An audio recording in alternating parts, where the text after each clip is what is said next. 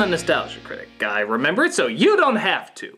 A lot of movies try hard to shock us nowadays, with trigger words, disturbing imagery, gross ideas, but many of them come out as exactly that, just trigger words, disturbing imagery, and gross ideas.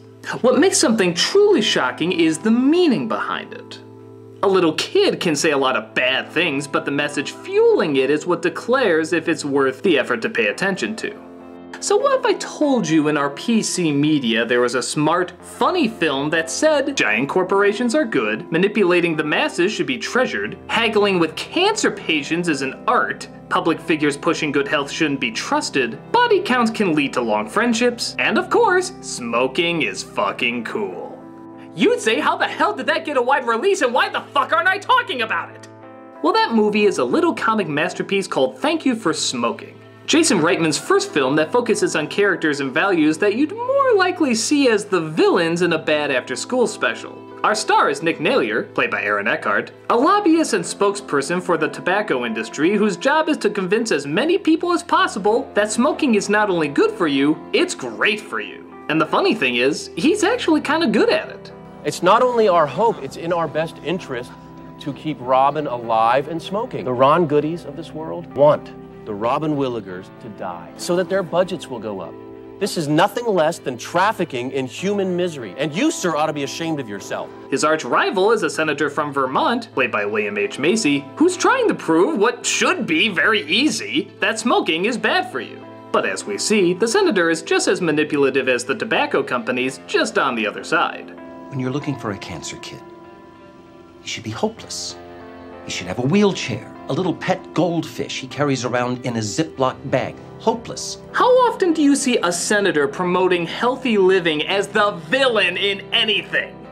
He meets every week with two other spokespeople for corporations that claimed a lot of lives to compare and contrast who's doing the most damage. They playfully call themselves the Merchants of Death. Why, he even meets with media experts to spread more and more the message that smoking is great and even tries to encourage children to pick it up. Teen smoking, our bread and butter, is falling like a shit from heaven. We sell cigarettes, and they're cool, available, and addictive. The job is almost done for us. To the film's credit, it makes no qualms that it's doing very dirty things. But what makes it so interesting is that it makes us root for what many would consider the bad guy just because of how incredibly likable he is. Nick Nalier is charming, smart, loves what he does, is good at what he does, but most importantly and even surprisingly, has a moral center, especially when it comes to raising his son. He wants his boy to turn out well, but raising him in smart and ethical values is tricky given what he does. He does, however, explain what he does rather well. Let's say that you're defending chocolate, and I'm defending vanilla. It's the best ice cream. I wouldn't order any other. I believe that we need freedom and choice when it comes to our ice cream, and that, Joy Naylor, that is the definition of liberty. But you didn't prove that vanilla's the best. I didn't have to. I proved that you're wrong, and if you're wrong, I'm right. As you'd expect, this creates conflict and asking himself what is truly right or wrong, and nowhere is that more prevalent than in the film's climax. He has to go up against the senator after his lowest moment and prove that what he's doing is ethical, sound, and wise, and all while his kid is watching. The interesting thing though is, where most movies would take the path of having him realize he's evil and turn his life around, he instead makes a different decision, but nevertheless just as important: to stop being morally vague and stand firm, focused, and detailed about his beliefs. It's called education.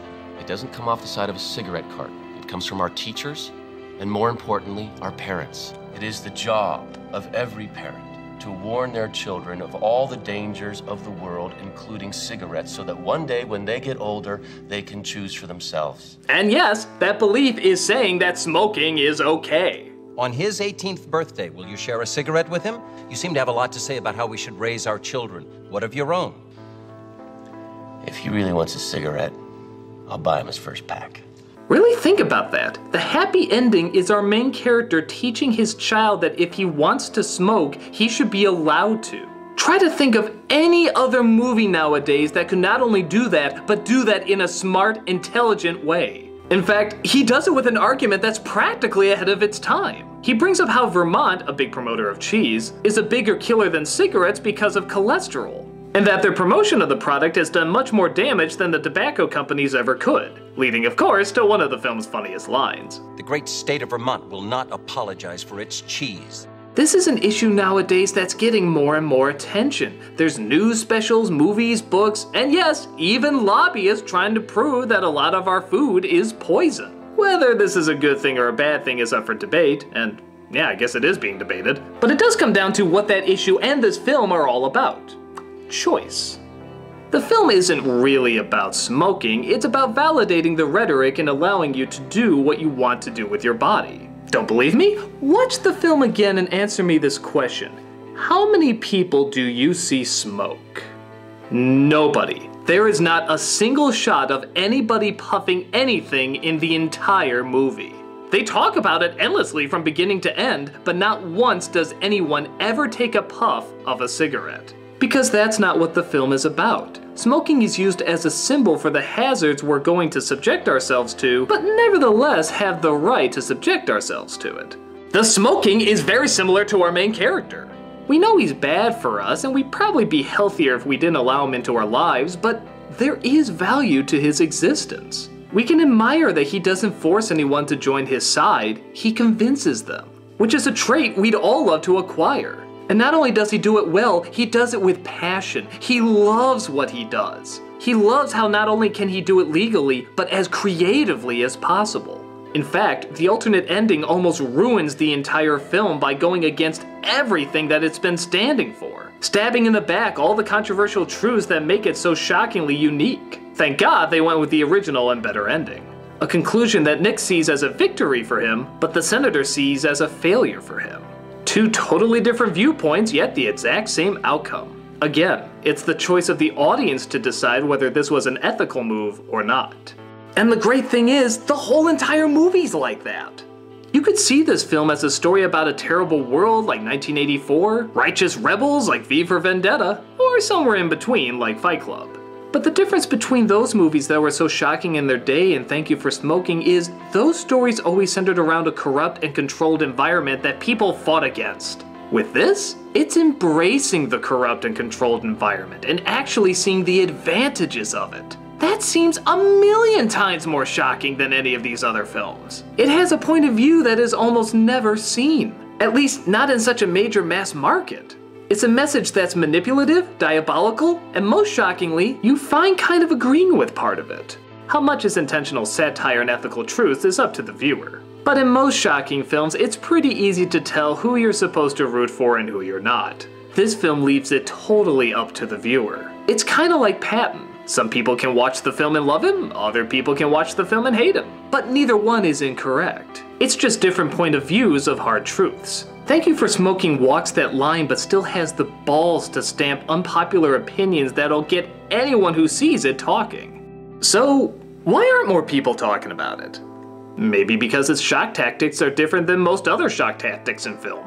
It didn't have the gore, sex, or trigger words that get most controversial movies the huge amount of attention they usually get. And don't get me wrong, it didn't bomb or anything. But if this came out today, chances are it would probably get a few more people upset. However, for those that were fortunate enough to discover this little gem, it opens up a world of controversy that not only becomes interesting to talk about, but surprisingly fun to talk about. How many other films make it enjoyable to talk about something that's uncomfortable? It's enjoyably uncomfortable, a beautiful oxymoron. It's a brilliant comedy that needs to be talked about, shunned, loved, and hated more than it is. Put simply, it represents everything in America that's wonderful and terrible both at the same time.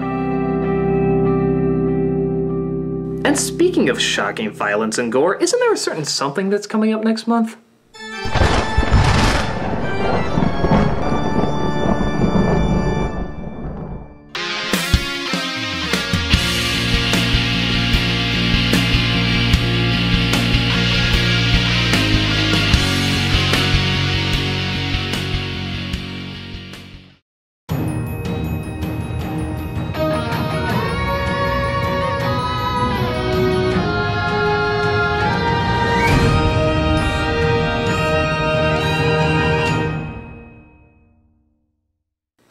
everybody, Doug Walker here doing the charity shout out, and this is one that has definitely been talked about in the past and has gotten a lot of promotion but deserves even more. It's called DonorsChoose.org, and this is a wonderful charity that donates money to schools that need all sorts of things. They need books, they need computers, they need money for everything education related. And as everybody knows, I mean, education is so important. Every child deserves as much education as possible and the same amount of education, and so many of them aren't getting it, and they just need to go to a place where they feel they can learn and they won't be afraid of the place, and it can feel comforting and it can feel warm and it can feel wonderful, and that's what this charity does. And the wonderful thing, I mean the absolutely fantastic thing about it, is that you know exactly where the money is going because you choose where it's going.